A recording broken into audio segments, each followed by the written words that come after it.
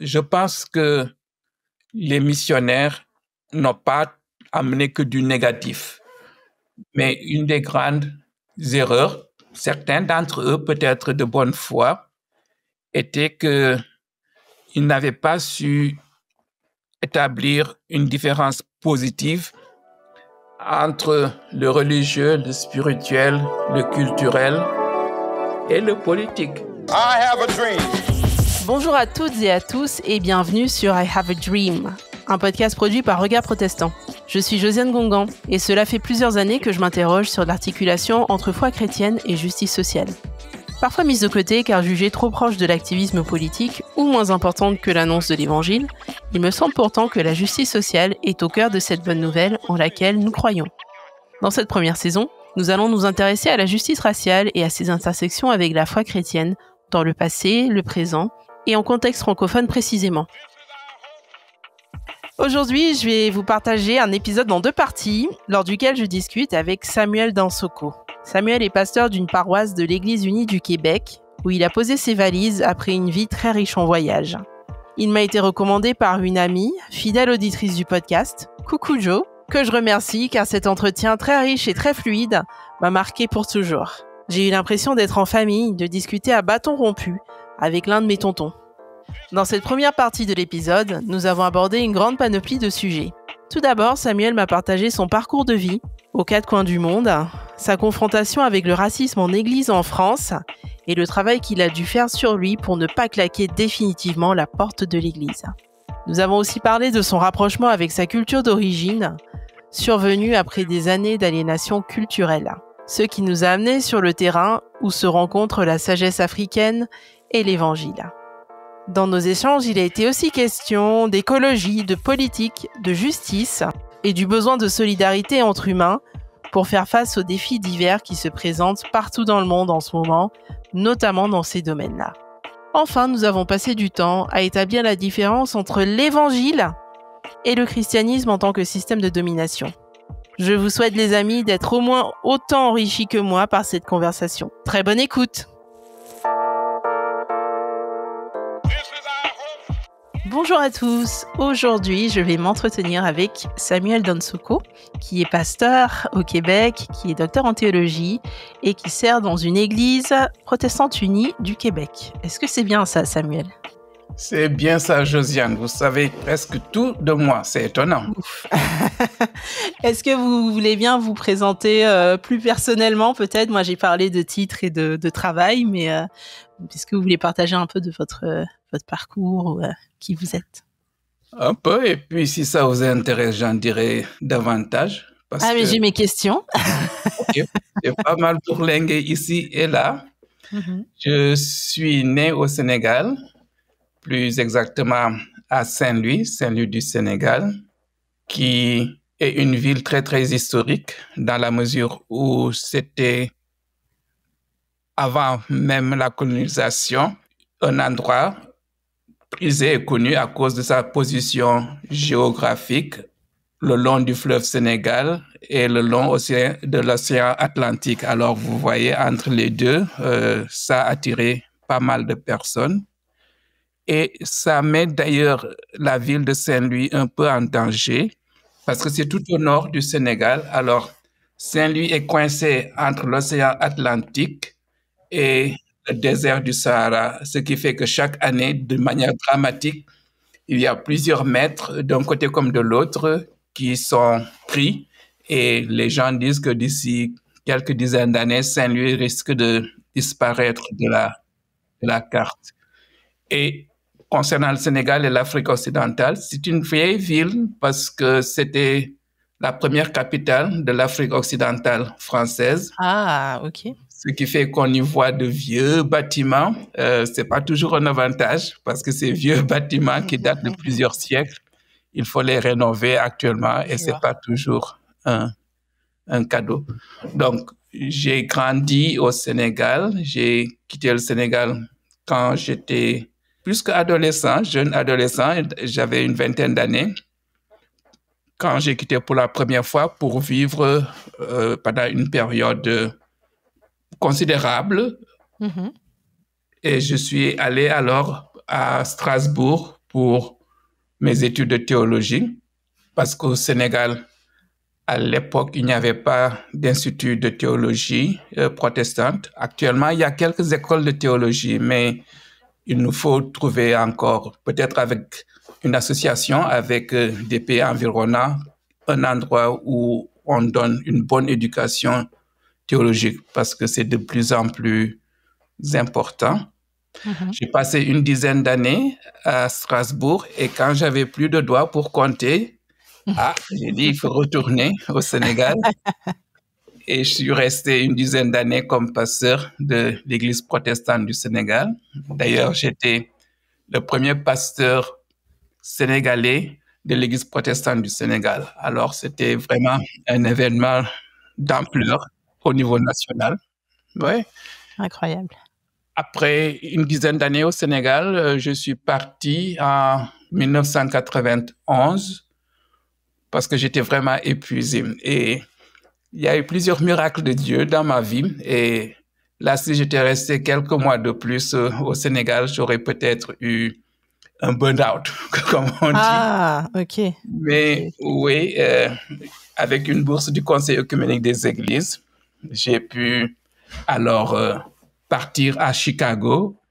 En principe, c'était pour 2 ans, mais les 2 ans se sont transformés en 6 ans lorsque j'ai présenté mon projet et que c'était plutôt un PhD qu'un 10 000.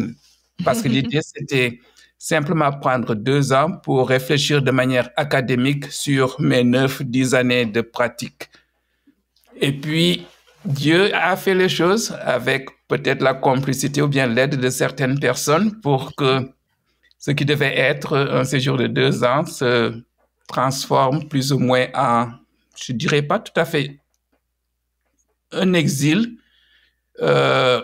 mais presque, parce que je ne suis plus retourné reprendre mes fonctions au Sénégal.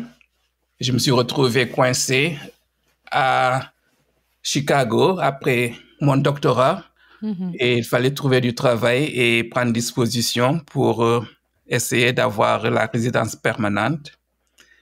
Alors, j'ai eu mon PhD en 1998. 2 ans plus tard, j'ai trouvé une position pour enseigner la théologie en Caroline du Nord. Une branche particulière de la théologie? Oui, RSC, c'est comme ça que s'appelait le département, en anglais Religion, Society and Culture. Alors, c'était un tout nouveau département et c'était une chance pour moi, une bénédiction. Je ne crois pas tellement à des chances, mais bénédiction, oui, parce que toute liberté m'avait été donnée d'organiser mes cours, leur contenu et leur forme, comme c'était quelque chose de nouveau. Alors, oui, j'en ai profité. Je n'ai pas tout réussi, ça c'est sûr et certain, mais j'ai quitté en 2011. J'ai arrêté d'enseigner en 2011 et encore aujourd'hui, je reçois de temps en temps des mots vraiment très encourageants et sympathiques d'étudiants qui expriment leur reconnaissance. Alors, bon, peut-être que je n'ai pas été tout à fait inutile. Mais non. Il m'avait donné cette approche-là parce que c'était un institut de théologie, comme on dit en anglais, a Graduate School of Theology, qui dépendait de l'Église africaine méthodiste. Vous savez, ça c'est l'histoire. AMI. AMEZ. Ah bon, ça vous connaissez, hein? Un peu. J'aime bien les États-Unis, donc je sais des choses. Oui. Donc, c'est ça. Là, c'était AMEZ, le Z pour Zion, parce que, bon, après, ils se sont scindés. Et bien sûr, là, c'était intéressant parce qu'en tant qu'Africain, je crois que j'étais la deuxième personne. Il y avait une collègue du Zimbabwe qui enseignait l'Ancien Testament, mais vu la nature des cours qui m'étaient assignés, oui, il y avait une très, très, très grande attente, mais je crois une fausse attente parce que la plupart des étudiants africaines, américaines, s'attendaient à ce que je raconte l'histoire de reines et de rois. Ah, le grand fantasme des Ah oui. diaspora. Et lorsqu'on a parlé d'esclavage et tout ça, c'était un peu tendu parce que certains d'entre eux nous reprochent encore, nous qui sommes restés sur le continent, d'avoir vendu leurs grands-parents et leurs grands-mères et des choses comme ça. Alors, c'était vraiment quelque chose de très, très intéressant à laquelle je suis encore en train de réfléchir. Et peut-être après ma retraite, si je peux, je retournerai à ce que j'ai appelé ma malle au rêve, c'est-à-dire toutes ces idées sur lesquelles j'aimerais écrire ou revenir et pour lesquelles le quotidien ne m'a pas encore donné le loisir. OK, donc pour aller un peu plus vite, après 10 années à Salisbury, c'est la ville où j'enseignais. En 2012, j'ai quitté les États-Unis pour aller au Canada. D'abord, j'ai passé 2 ans à Québec parce que c'est là que j'avais eu mon premier contrat. Même avant de quitter les États-Unis, je savais que j'allais être pasteur dans l'église unie Saint-Pierre et Pégué. C'était comme beaucoup d'autres églises ici, une église vieillissante et ça continuait. Je n'étais pas le Messie. Et après, ils se sont rendus compte que les finances ne marchaient plus et qu'ils allaient devoir passer à un pastorat à mi-temps. Alors, moi, je venais d'arriver au Canada. Mes documents et tout ça étaient en bonne forme, mais j'avais besoin d'un travail à plein temps. Alors, il y avait une autre communauté de foi à Sherbrooke qui cherchait un pasteur qui pourrait faire une ouverture vers le monde francophone parce que cette communauté de foi-là était dans les mêmes circonstances à peu près, vieillissante et composée surtout de personnes d'origine européenne, au-delà de 70-80, et anglophones.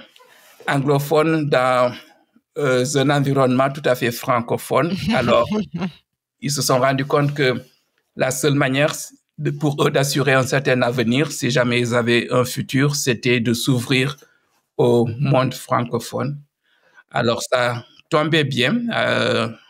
Ils m'ont appelé. Je suis venu en 2014, en octobre 2014. Et voilà, l'aventure continue encore aujourd'hui. Merci. Mon podcast s'appelle I Have a Dream et j'ai pour habitude de demander aux invités qu'est-ce que cela évoque pour vous en 2025, cette phrase. Wow. Beaucoup de choses. Vu ce que j'ai raconté, 10 années à Chicago et 10 autres années, mais dans le sud profond des États-Unis, ça a vraiment une résonance toute particulière, dans la mesure où, par-delà, bien sûr, le discours lui-même, il y avait tout ce qui l'entourait et j'ai appris que, assez curieusement, que c'était pas la première fois que Martin Luther King utilisait cette expression et peut-être même qu'elle ne venait pas de lui, qu'elle viendrait d'une jeune pasteur baptiste, Pratia Hall, qui avait juste une vingtaine d'années et qui n'était pas encore même tout à fait pasteur. Elle était une de ces jeunes qu'on utilisait pour les écoles du dimanche, parler aux jeunes. Et elle avait l'habitude de prier et dans sa prière, elle utilisait souvent ce terme-là, I have a dream. Et puis ce fameux jour à Washington où il parlait devant des centaines de milliers de personnes, il n'avait pas prévu parler de I have a dream. Et c'est tout à la fin, à ce qu'il paraît, que Mahalia Jackson, la grande chanteuse de gospel, qui était aussi son amie, lui a dit « Martin, tell them about the dream ». Il n'a pas dit une première fois. Elle s'est rapprochée « Tell them about the dream ». Raconte-leur le rêve, parle-leur du rêve. C'est ça. Et alors, il a laissé de côté tout son discours qui était écrit, mais il était vers la fin et il s'est transformé vraiment en un prédicateur et en un pasteur. Et c'est là que ça a réveillé toutes les vibrations chez beaucoup de personnes et ça résonne encore, 62 années après. Donc, pour moi, il a touché quelque chose de profond, pas seulement au niveau de son auditoire, mais au niveau de vous et de moi et de beaucoup de personnes qui sont encore inspirés. Donc, c'est l'expression vraiment éloquente pour moi du phénomène de l'universalisme qui doit être particulier. Hein? Il a exprimé quelque chose d'universel dans ses termes et dans ses circonstances bien particulières. Intéressant, universalisme particulier. On y reviendra peut-être. Peut-être. Ouais, j'ai jamais entendu cette expression, mais vous pourrez la développer tout bientôt. Alors, j'ai fait des petites recherches sur vous, sur Internet, un petit peu quand même. Il faut vous préparer. Et il semble que la justice et l'injustice, ce soient des sujets qui vous tiennent vraiment à cœur. Et je voulais savoir comment, aujourd'hui, vous définiriez un peu votre rapport justement à la lutte pour la justice à partir de votre foi, à partir du lieu de votre foi. Comment vous articulez ça? La justice et la libération, et les deux vont ensemble. Vous avez bien raison. Et c'est quelque chose de très, très profond en moi. Lorsque j'y pense, même avant d'avoir été capable de verbaliser quoi que ce soit, on me raconte que lorsqu'il y avait une situation d'injustice, quand j'étais enfant, je réagissais tellement que je refusais de manger. Ah oui. Oui, je refusais de manger, vraiment. Et que alors je serrais mes poings, au point qu'il fallait 2 ou 3 personnes adultes pour me desserrer les poings. Et quand ça n'allait pas, je partais. J'étais tellement en colère et que je n'arrivais même plus à parler. Alors, ça, je crois que j'ai découvert l'importance de la justice et de la libération pendant que j'étais à Strasbourg pendant mes études. Parce que quelque chose de bizarre s'est passé. J'ai quitté le Sénégal quand j'avais 18 ans. Strasbourg, pour moi, c'était la première fois que j'allais dans un pays chrétien. Et donc, j'allais vivre pleinement tout ce que j'idéalisais au niveau du christianisme. Ouais. Et le choc a été quand même assez terrible. J'ai eu quelques amis qui ont toujours été à côté de moi et qui sont devenus de la famille. Mais progressivement, je suis devenu raciste. Voilà. C'est là-bas à Strasbourg que j'ai découvert que j'étais ce qu'ils appellent noir et que j'ai vécu et ressenti un racisme, disons, qui ne disait pas son nom. Aux États-Unis, par exemple, tu ne peux pas te tromper. C'est en pleine dans ta figure. Hein? Oui, mais ouais. Mon expérience à Strasbourg, c'était quelque chose de beaucoup plus... Subtil, peut-être? Oui, c'est ça, de beaucoup plus subtil. Et il y a cette froideur-là que j'ai ressentie dans les églises elles-mêmes, au propre et au figuré. Bon, oui, non, mais c'est vrai, hein? C'était d'immenses bâtiments très beaux, mais les gens étaient très froids dans leur expression de foi. Et petit à petit, oui, cette froideur-là, beaucoup de personnes ne le croient pas, mais j'ai été incapable physiquement de mettre le pied dans une église pendant 2 ou 3 ans à Strasbourg à cause de ça. Et je ne comprenais pas ce qui se passait en ce moment-là. D'accord. Ah, vous n'aviez pas, vous n'aviez pas un sentiment de dégoût ou de, vous n'avez pas compris ce qui se passait, mais quelque chose vous empêchait de retourner dans une église, c'est ça? Oui, c'est ça. Okay. Et après, même, j'ai dû arrêter mes études de théologie pendant quelque temps, pas parce que j'avais des problèmes au niveau académique et tout, mais parce que quelque chose à moi vraiment remettait presque tout en cause. Et il y avait plusieurs formes de racisme, comme vous dites, subtil. Bon, les gens qui utilisaient des mots d'enfant pour me parler, des choses comme cela. Oui, comme si, étant de l'Afrique, je ne pouvais que être infantilisé. Alors, oui, la révolte s'est tassée petit à petit. Et il y avait une chose quand même qui me maintenait encore chrétien, et c'est ce à quoi vous avez fait allusion. C'est une longue histoire, mais c'est pour en venir à ce point-là, pour dire combien c'est important et que ça m'a touché personnellement. Le christianisme tel que je venais de le découvrir, tel que j'étais en train de le découvrir, était vraiment dégoûtant, parce que je voyais ses travers, moi qui l'idéalisais. Une chose, toutefois, était très, très forte en moi et très profondément enfouie. C'est cette conviction, cette intuition, parce que je n'arrivais pas à verbaliser cela, que l'évangile était mieux que ce que je vivais, que cette force de vie, que ce Dieu de la justice et de la libération était quelque chose de réel. Alors ça venait mettre en contradiction tout ce que je vivais avec le concret et cette réalité-là de mon aventure pendant quelques années à Strasbourg. Mais, alors je vous interromps, pardon, vous avez dit que vous-même vous êtes devenu raciste. En tout cas, vous avez employé ce mot. Qu'est-ce que vous voulez dire exactement? Que premièrement, je me suis découvert autrement que les autres personnes humaines autour de moi et que l'environnement ne m'était pas favorable, et pas seulement cela, que beaucoup de responsables au niveau des églises et au niveau de la théologie exprimaient leur mépris un peu de ce que j'étais, de ce que ma culture était, et remettaient donc tout cela en cause. Et mes yeux étaient en train de s'ouvrir que oui, ces personnes qui se disent tes frères et tes sœurs, en fait,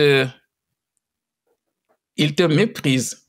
Et j'ai commencé à lire des choses qu'ils ont fait à mes ancêtres, à mon peuple auquel je me suis identifié.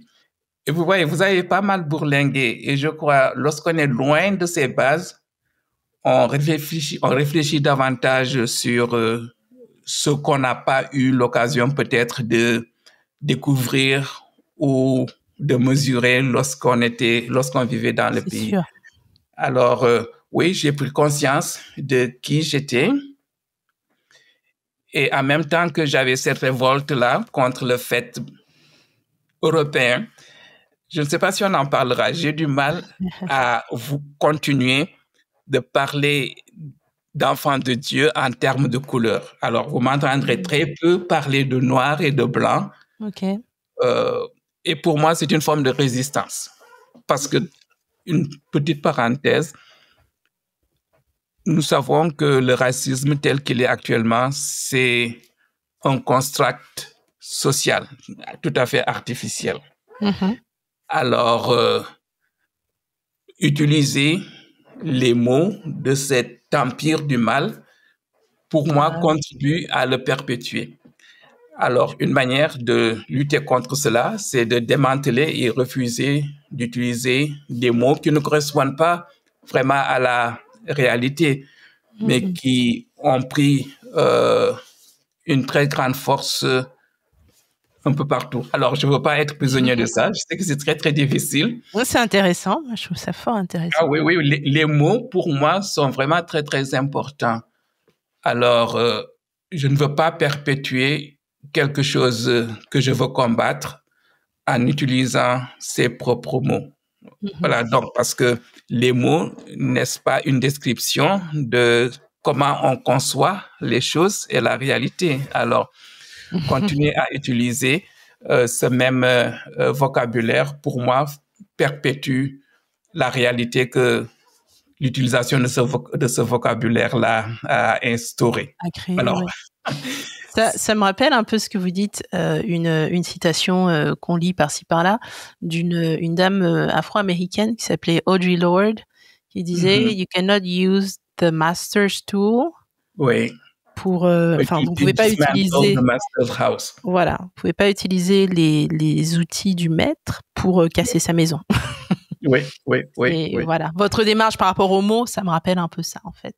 Oui, et alors c'est à nous, pas seulement de dénoncer, mais de proposer aussi d'autres mots. Alors là, oui, il faut et j'essaie, moi, d'utiliser d'autres qualificatifs pour décrire des êtres humains, mais pas utiliser ces couleurs-là, d'autant plus que c'est aussi valider cette théorie du 1%, parce que là, vous êtes au courant aussi que continuer à le faire, c'est toujours prendre le blanc, entre guillemets, comme référence. Parce Tout à que fait. c'est ça, hein, il disait que tout ce qui a un peu plus que 1% de non-blanc et couleur et autre chose. One drop rule.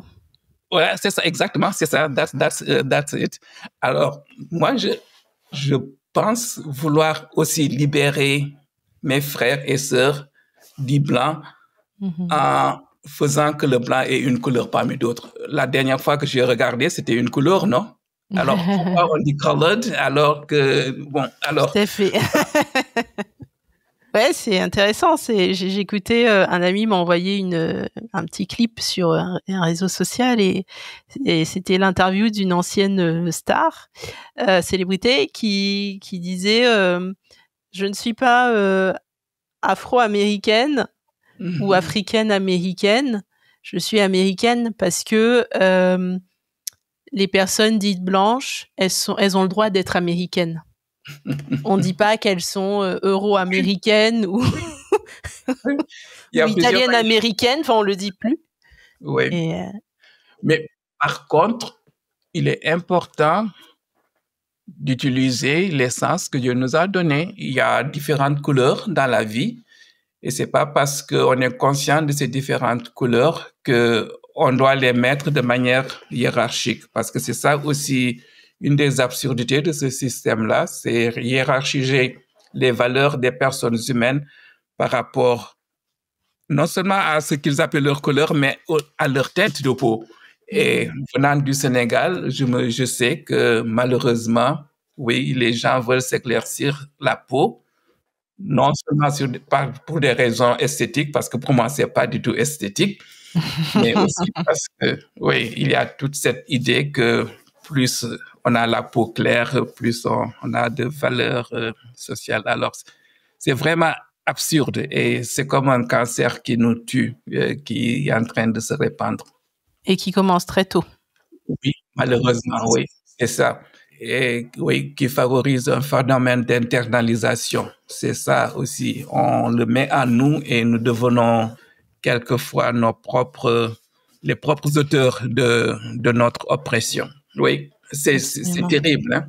Absolument. Alors, on parlait donc de ce choc que vous avez eu, hein, comment l'arrivée en Alsace vous a refroidi, on va dire ça comme ça, et comment aussi vous avez retrouvé une forme de conviction, ou peut-être c'était le Saint-Esprit, tout simplement. Oui, et qui m'a poussé à redécouvrir certaines valeurs culturelles, par exemple, toutes ces idées d'animisme ou bien de syncrétisme et tout, et qui m'a guidé vers un rapprochement plus grand entre ma culture originelle et ce que je découvrais dans la Bible par rapport à la culture occidentale. Beaucoup de personnes ont besoin de traducteurs pour savoir exactement ou bien pour saisir exactement ce que la Bible dit en termes de culture, des choses comme ça. Or, moi, c'était quelque chose de presque naturel à mon milieu culturel. Alors, là, j'ai commencé à pousser et puis à découvrir certaines choses bien, bien positives. Par exemple, la nature. Le fait que je ne domine pas la nature, que je ne suis pas ici pour exploiter la nature, mais que je proviens de la nature et je fais partie de la nature et que je peux retrouver Dieu dans la nature. Vous connaissez peut-être ce poème de Birago Diop, écoute plus souvent les choses que les êtres, la voix du feu s'entend. Ah, ça, il faut... Bon, je vais vous l'envoyer. Je veux bien, oui, merci. Oui, parce que ça, c'était une des premières choses, parce qu'il parlait de la voix du feu, il parlait de la voix de l'eau, il parlait de ce lien, de cette alliance entre les morts et les vivants et tout ça. Et ça, c'est profondément aussi ancré dans la Bible. Super intéressant. Est-ce que vous pouvez, on va dire, nous en dire plus pour les personnes qui nous écoutent? Comment, finalement, comment vous avez réalisé peut-être que, en tant que Sénégalais, la manière dont le christianisme vous avait été enseigné vous amenait à mépriser des éléments de votre culture? Comment vous avez pris conscience de ça? Et comment vous avez renversé les choses? Enfin, voilà, à quoi ça ressemble aujourd'hui pour vous d'avoir intégré les deux? Alors là, il faudra parler de colonialisme et peut-être un peu de mon histoire personnelle parce que en regardant mon histoire personnelle, je vois beaucoup de choses dont je vais parler maintenant. Par exemple, cette notion de la table rase, tabula rasa, le fait que le colonisateur, lorsqu'il est venu, a méprisé notre culture, de telle sorte que rien de ce qui était africain n'avait de valeur. Alors, il fallait faire table rase de tout ce qu'on a été et découvrir, nous convertir à leur valeur. Ça, c'est l'idée de mission civilisatrice. Oui. Quand j'y pense maintenant, je souris, mais ça m'a vraiment très, très, très révolté à un certain moment. Alors, c'est le dilemme dans lequel beaucoup de personnes d'églises dominantes se trouvent, dans la mesure où on parlait d'intérioriser certaines choses. Mon grand-père, qui était la première génération de protestants au Sénégal, très longtemps, jusqu'à la fin de sa vie, ne voulait pas combattre le tam-tam dans l'église, par exemple. Parce que battre les tam-tams, c'était être animiste, c'était être dans l'autre monde, le monde du mal, comme certains missionnaires l'appelaient. Et bien sûr, j'ai grandi avec cela et grâce à cette révolte-là à Strasbourg, j'ai commencé à regarder les choses de manière différente. Donc, pour ne pas trop m'étendre, je pense que les missionnaires n'ont pas amené que du négatif.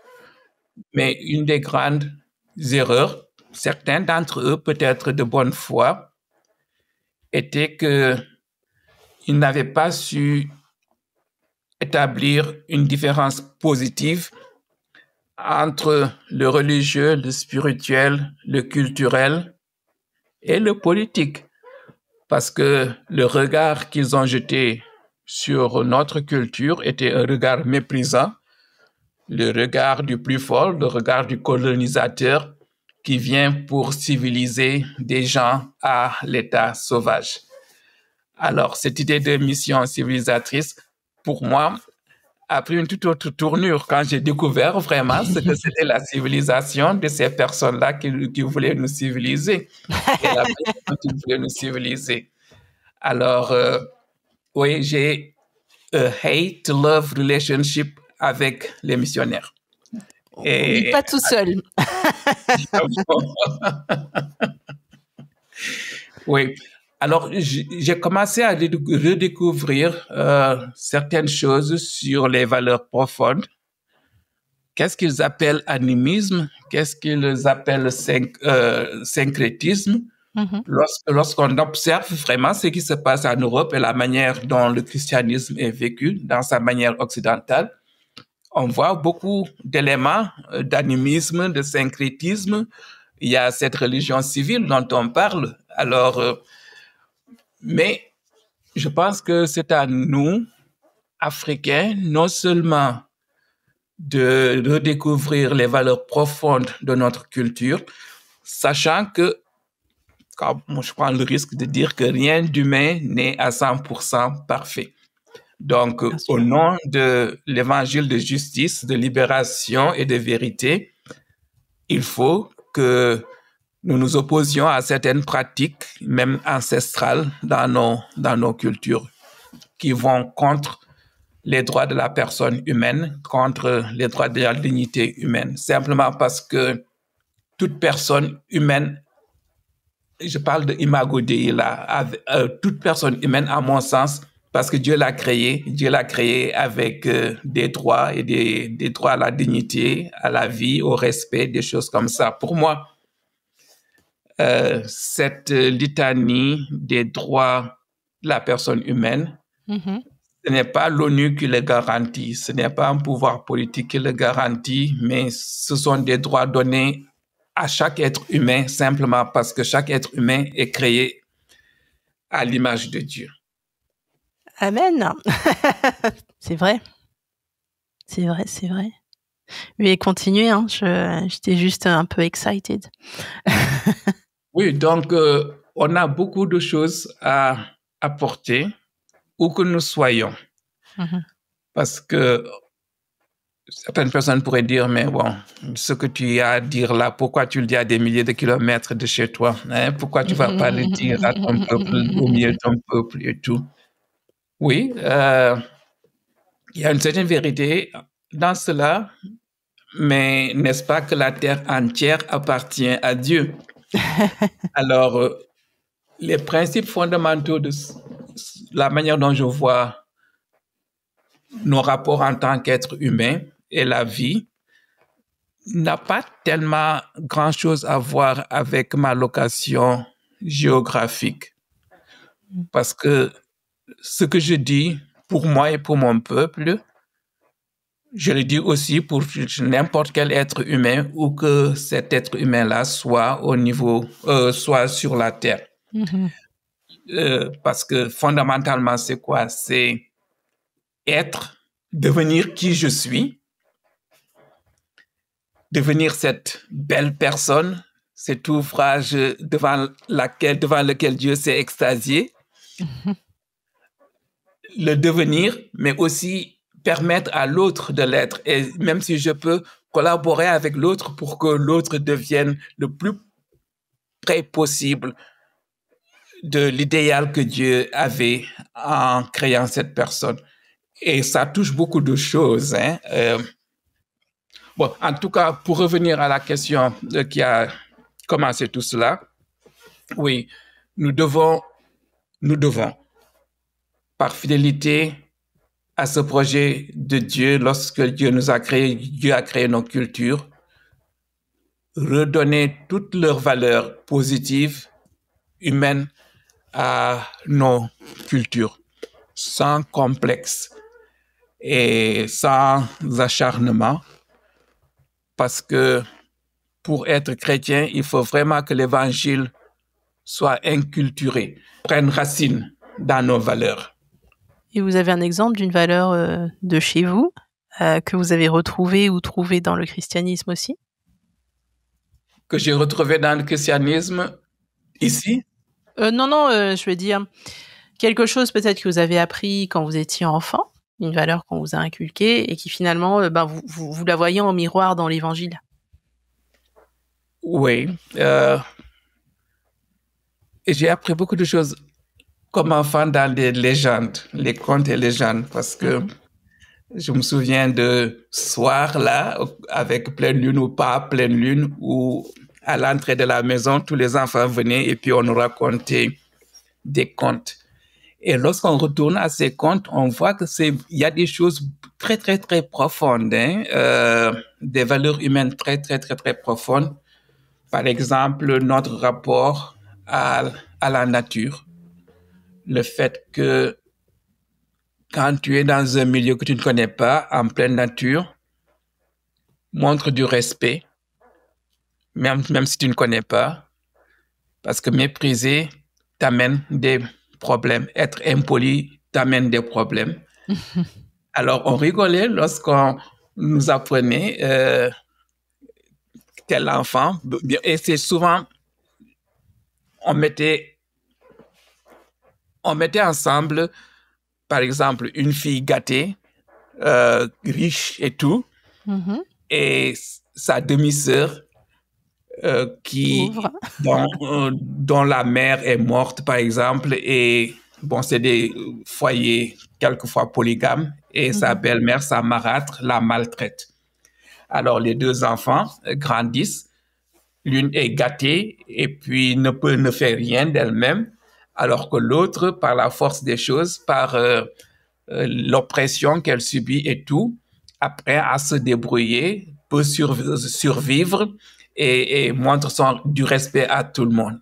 Et à la fin de l'histoire, bien sûr, c'est celle qui a été méprisée et tout, qui a le dernier mot et donc qui valide les valeurs de respect, de solidarité, de politesse et de justice aussi, parce que c'est une sorte de justice immanente. Alors, dans ces récits, il y a son comportement vis-à-vis des éléments naturels. Par exemple, elle salue poliment les rivières, elle salue poliment la mer et respect par rapport aux arbres. Par exemple, il y a des arbres fruitiers. Elle ne s'en moque pas. Elle ramasse very respectueusement les fruits. Elle salue l'arbre et l'arbre la récompense en se gaulant lui-même. Donc, tu vois, vous voyez. Non, on peut se tutoyer, mais bon, vous pouvez me tutoyer. Mais... Ok, alors tu me tutoies aussi et tu es ma sœur.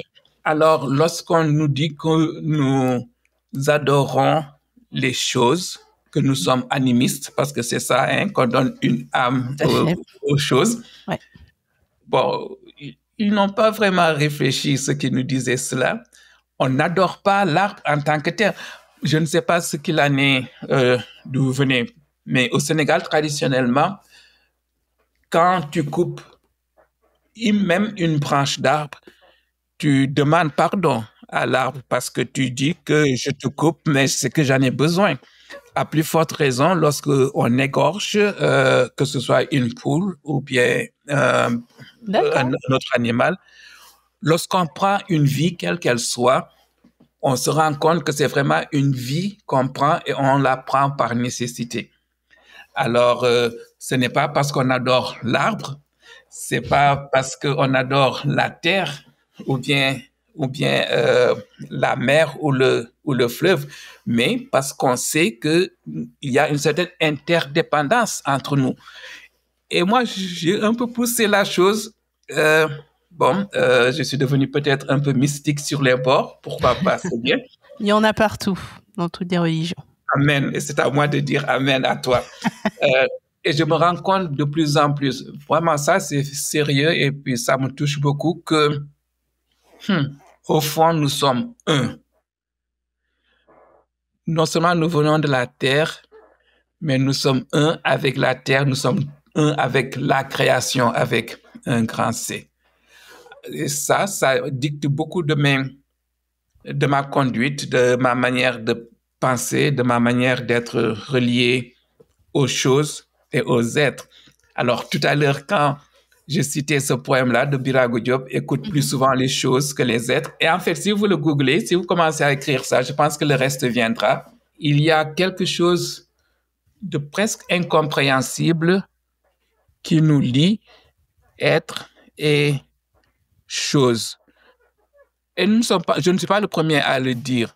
Un poète comme Baudelaire, par exemple, parlait des correspondances mystérieuses entre l'être humain et la mer et parlait des profondeurs qui les unissent tous les deux. Il s'est même exclamé qui peut mesurer la profondeur de l'être humain et la profondeur de la mer. Ça ressemble à un psaume ou à un proverbe. Dit comme ça, moi, ça me fait penser à un psaume ou à un proverbe. Sur les profondeurs. Je ne sais pas lequel, mais bon, voilà, c'était une parenthèse. Ça pourrait être dans la Bible. Oui, il y a des psaumes qui disent cela. Et c'est ça aussi qui est vraiment quelque chose de miraculeux pour moi et qui nourrit ma foi et qui nourrit aussi mon intellect. C'est la lecture et surtout la lecture des psaumes. Parce qu'on trouve de tout. On a parlé de lamentation à un certain moment. Oui, il y a des psaumes de lamentation, il y a des psaumes d'exaltation. Les psaumes, peut-être comme certains livres de la Bible, mais plus que beaucoup d'autres livres de la Bible, ont une approche holistique de l'être humain. Et pas seulement de l'être humain, mais aussi de toute la nature, de toute la création entière. Alors, voilà, sont ces choses-là qui montrent que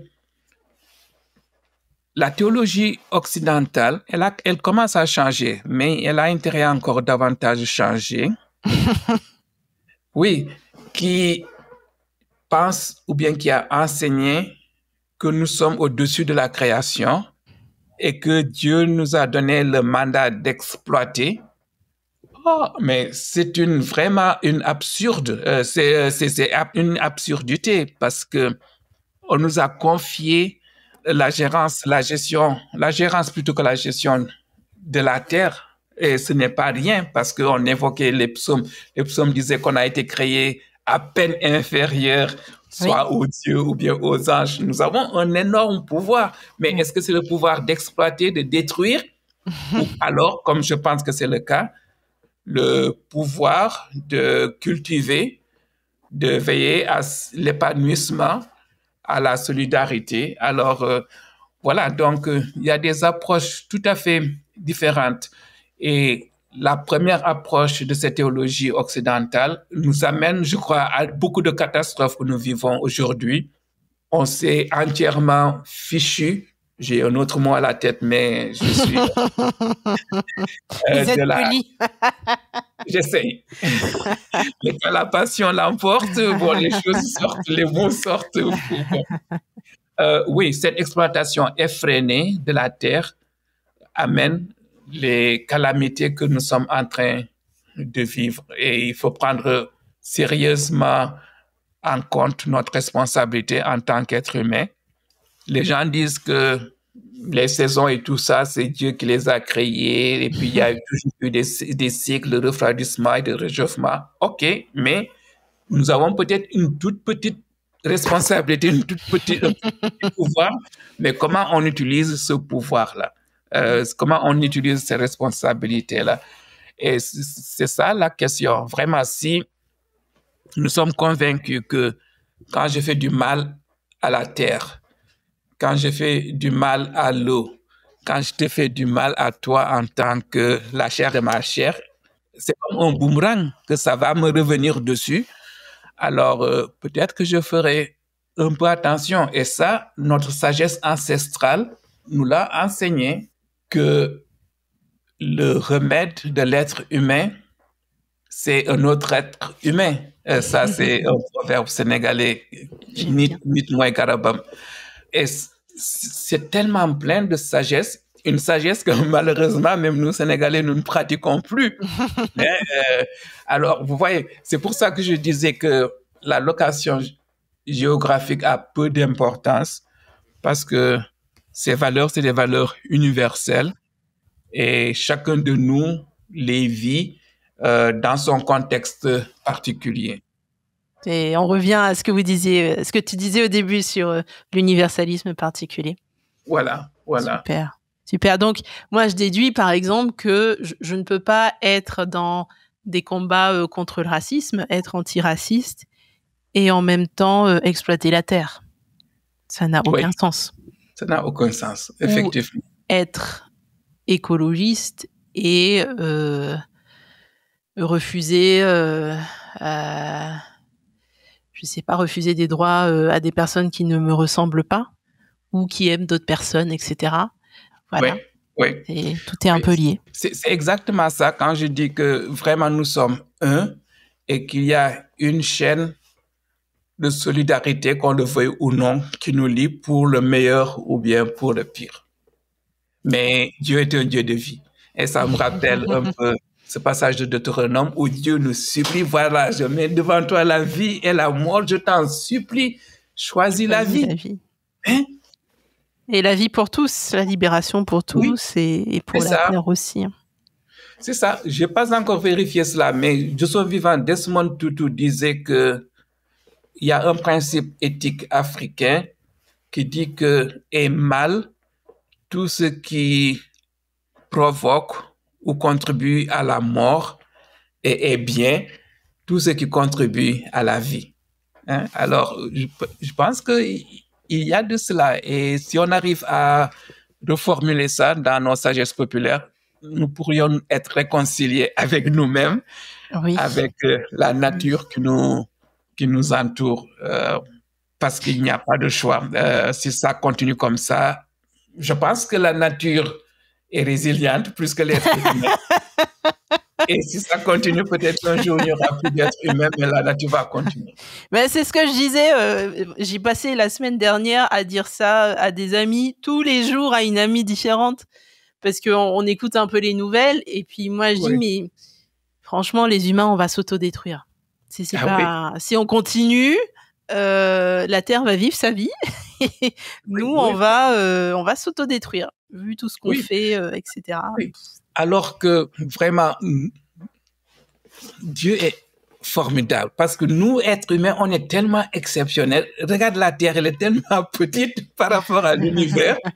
Et nous, qu'est-ce que nous sommes? Bon, une fraction d'un millionième. Ouais. On n'est rien du tout. Infiniment petit. Hein? Et pourtant, nous avons tellement de potentialités. Alors voilà, c'est ça. Si jamais on pouvait traduire ces potentialités en réalité, ce serait... Et on y gagnerait tous. Oui, mais ça voudrait dire qu'il faudrait partager. Et partager le pouvoir, ça c'est dur. Oui. Et tu sais très bien que le monde a assez pour nourrir 3 ou 4 fois ses habitants, sauf que certains confisquent ce qui appartient à d'autres, parce que je pense que le droit à manger, à s'affaire, à boire, à être en bonne santé, c'est un droit, oui, que Dieu donne à tous ses êtres humains, à tous ses enfants, et que le problème, oui, un des gros problèmes actuellement, c'est le refus de partager. C'est une confiscation, c'est un partage inégal, une répartition inégale. Oui, je parle même en termes d'iniquité, c'est même plus tellement en termes d'inégalité qu'en termes d'iniquité, parce que c'est vraiment inique ce qui se passe et qui continue à se passer.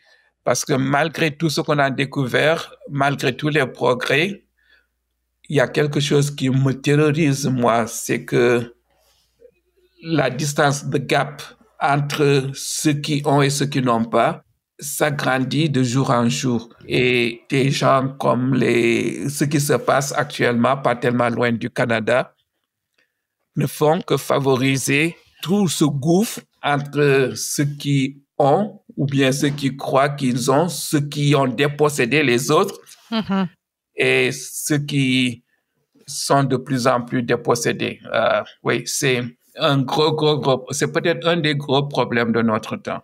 Et aussi le fait qu'on nous vend l'idée que on serait plus proche du milliardaire, oligarque, que du sans-abri. Alors que clairement, pour devenir multimilliardaire, il va falloir souvent 15-20 générations pour quelqu'un, alors que pour se retrouver à la rue, il suffit d'avoir un accident de la vie. Et quand on discute avec les personnes sans abri, sans domicile fixe, souvent c'est ok, j'ai eu tel problème majeur, j'ai été en rupture sociale, rupture avec ma famille, j'ai perdu mon emploi, j'ai perdu les aides de l'État au bout d'un moment, j'ai plus le contact avec ci, avec ça, et je suis maintenant dans la rue. Et ça, voilà, ça peut arriver à n'importe qui, plutôt que devenir le patron dans la tech, dans l'intelligence artificielle, des choses comme ça.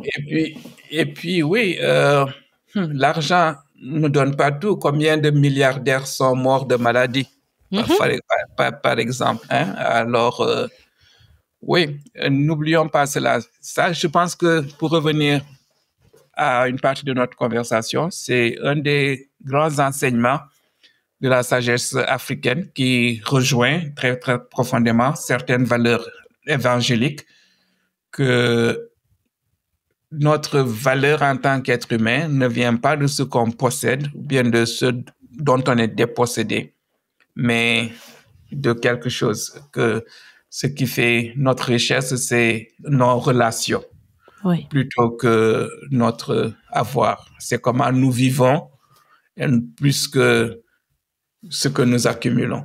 Mais il faut qu'on se vaccine contre le capitalisme extrême et la domination, l'accumulation. Il y a tellement de choses, tellement de virus qui nous guettent. Hein.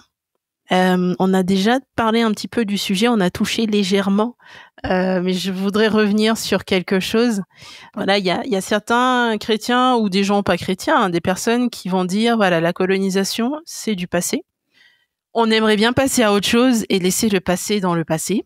Mais quand on s'intéresse un petit peu à l'actualité, on va dire mondiale, le constat, en tout cas mon constat, c'est qu'il reste encore des liens très forts entre les anciennes puissances coloniales et les anciennes colonies. Des liens, par exemple, avec des accords économiques pour exploiter le sous-sol ou en tout cas obtenir pour pas cher des choses qu'on va revendre plus cher aux Africains eux-mêmes, par exemple. Je parle de l'Afrique parce que c'est ce que je connais. Des liens autour de l'armée. Pourquoi il y a des bases américaines, je ne sais pas, enfin états-uniennes, françaises, britanniques, etc. Sur les autres continents, dans les autres pays. Il y a l'influence culturelle et linguistique, évidemment. Heureusement pas musicale. Il y a des formes d'ingérence politique aussi, clairement, des élections qui sont décidées dans le bureau ovale ou ailleurs que dans les pays concernés, etc., etc. Donc ça, c'est ce qu'on appelle le néocolonialisme. Je ne sais pas si tu es d'accord avec moi. Après, nous, on va appeler ça néocolonialisme. Il y a des gens qui vont dire c'est de la coopération internationale. Tout dépend de notre prisme, évidemment. Mais donc, apparemment, ce sujet, c'est quelque chose qui est important pour toi. Et est-ce que tu peux nous dire peut-être pourquoi c'est si important pour toi et en quoi le projet néocolonial serait opposé à l'Évangile? Je sais que c'est très trivial comme question, mais bon. Non, ça ne l'est pas. Pour autant que nous sommes d'accord que l'Évangile peut être différent du christianisme. Et je m'explique parce que je ne vais pas laisser... Intéressant. Oui. Dans la mesure où, pour moi, l'Évangile, c'est cette force de vie, cette force de libération, c'est cette force de solidarité, d'amour, mais d'amour dans la justice, la paix dans la justice, c'est toutes ces valeurs-là qui constituent l'Évangile et qui sont ouvertes à tout le monde. Et c'était le projet vraiment de Dieu en Jésus pour moi en tant que chrétien. C'était le rêve de ce royaume des cieux où les valeurs seraient édictées, là, seraient les règles de vie. Ce serait moins des lois que des manières même de vivre. Et ça, c'est opposé au christianisme en tant qu'institution ou en tant que système. Et qui a permis que des gens qui, a priori, étaient nourris de ces valeurs évangéliques se comportaient de manière tout à fait différente. Et se sont partagés nos pays, comme le colonialiste s'est partagé nos pays. Oui, parce que même les missionnaires, il y a des divisions dans nos pays. Il y a des drames, par exemple, en Angola, qui n'auraient pas pu s'expliquer si ce n'était pas la complicité, ou bien en tout cas la manière dont les missionnaires se sont divisés le pays, de telle sorte que c'est ironique, parce que la plupart des chefs de guerre angolais ont tous été des enfants de la mission, avec un grand thème. Sauf que c'était des missions différentes, venant de pays différents et qui se sont partagés le pays. Alors, quand les guerres civiles ont éclaté, vous voyez, c'était une conséquence un peu directe de cela. Donc, le christianisme en tant que système, comme presque tous les ismes, est quelque chose de totalisant, oui, en même temps, qui doit conquérir. Et qui fait tout pour maintenir son pouvoir. Alors, nous voyons que ce que tu as tout à l'heure décrit en termes de la manière nouvelle est présente de perpétuer le colonialisme et qu'on appelle néocolonialisme n'est pas quelque chose, à mon avis, à ton avis, je crois, qui peut aller avec l'évangile tel que nous la connaissons et tel que Jésus l'a non seulement enseigné, mais l'a vécu. Alors, oui, heureusement, il y a des chrétiens de plus en plus qui font la différence entre ce christianisme. En anglais, on dit Christendom, et parce que ça, c'est vraiment le pouvoir et tout, l'empire. La chrétienté, peut-être? Oui, oui, encore que dans la chrétienté, oui, on englobe aussi les chrétiens et les chrétiennes, certains chrétiens et certaines chrétiennes. Alors que le système dont j'essaye de parler, c'est vraiment un système diabolique. Un système qui va à l'encontre de l'intérêt de la personne humaine parce que, est-ce que je vais l'appeler Mammon? Oui, c'est ça. Oui. C'est les adorateurs de Mammon, le plus de pouvoir, le plus de dominance, le plus d'argent, le plus d'exploitation, ce qui correspond à un plus grand nombre de personnes qu'on confine à la misère, à la pauvreté. Voilà, et ça, je ne pense pas que, en tant que chrétien, je puisse l'accepter. Mais malheureusement, il y a un silence assez assourdissant de la majorité des chrétiens. Nous ne sommes pas des victimes, ou bien nous sommes des victimes consentantes. Et nous prêchons un évangile édulcoré et qui essaye de justifier l'oppression plutôt que d'armer les gens pour pouvoir combattre les systèmes d'injustice. Alors, ça ne me fait pas du tout sourire quand beaucoup de personnes me rétorquent que les chrétiens ne doivent pas s'engager dans la politique, par exemple. Si tu ne t'engages pas dans la politique, tu permets aux gens qui s'engagent dans la politique de continuer leur exploitation. Alors, qu'on le veuille ou non, tout est politique et on est impliqué dans la politique. Maintenant, c'est qu'est-ce que tu défends dans la politique, quel que soit le nom que tu donnes à cette politique-là. Et je dois dire que c'est une de mes grandes inquiétudes actuellement, que je constate un fractionnement du monde, non pas tellement entre différentes religions, et ça c'est le plus inquiétant, entre personnes de la même religion, mais avec des valeurs tout à fait opposées. Alors, oui, je veux dire que c'est comme si le monde est fractionné entre des exploiteurs et des opprimés, ou bien des gens qui défendent les opprimés et les gens qui n'ont pas de voix. Par-delà les différences religieuses, c'est quelque chose d'idéologique qui fait que, bon, c'est un jugement de valeur ce que je vais dire, que l'extrême droite va de plus en plus de pair avec les conservateurs et les ultra-conservateurs de n'importe quelle religion que ce soit. Alors, c'est quelque chose que je suis en train de découvrir avec horreur. Je n'ai pas encore de réponse à cela. J'ai plus de questions que de réponses, mais peut-être que toi qui te poses beaucoup de questions ou qui as posé beaucoup de questions à beaucoup de personnes, tu peux offrir des éléments de réponse. Mais en tout cas, je m'apprête et j'essaie de préparer les gens autour de moi à une période où il y aura de plus en plus de martyrs, où il faudra prendre position entre ce qui est juste et ce qui est injuste, quelquefois au prix de sa vie et très souvent au prix de beaucoup de privilèges. Voilà, c'est le mot.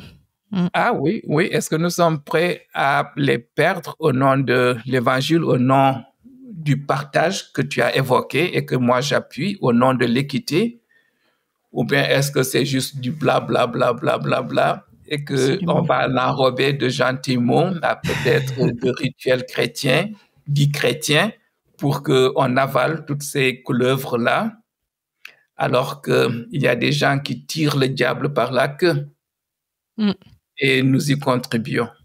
Absolument. Mais on se ferme les yeux comme ça pour pas... On se voile un peu les yeux pour pas voir... on se voile la conscience. C'est terrible. Hein. C'est vraiment terrible, mais bon, il faut préparer les chrétiens. Je suis tout à fait d'accord. D'ailleurs, je vais prêcher ce week-end qui ne correspond pas au moment où l'épisode va sortir, donc les auditeurs ne pourront pas écouter, mais ça fait partie des choses que je comptais aborder. Et donc, ce qu'on échange là, ça me confirme un peu, ça me conforte dans la direction que je voulais prendre. Et tu vois, ce que tu viens de dire, ça me touche beaucoup parce que pour moi, c'est la source de mon espoir. Et c'est cette énergie-là qui va me pousser à être fidèle à ce dont on est en train de parler parce que nous ne sommes pas seuls.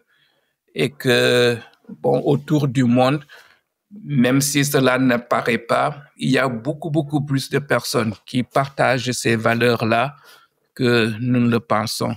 Alors, qu'on se manifeste au nom de Dieu et qu'on vive, qu'on devienne ce que nous sommes. Oui. Comme c'est Abraham, c'est ça, qui devait aller vers qui il est. Ah oui, c'est ça. Oui, nous sommes toujours appelés à, partir. Et par rapport à ce que tu disais, il y a beaucoup de gens qui sont prêts, qui partagent déjà ces valeurs ou qui sont prêts à les partager et qui ne sont pas forcément chrétiens. Et je crois que c'est aussi important de se souvenir qu'on n'a pas le monopole de quoi que ce soit, que ce soit de la bonté ou de la méchanceté. Malheureusement, les chrétiens, ils font un peu de tout. Oui.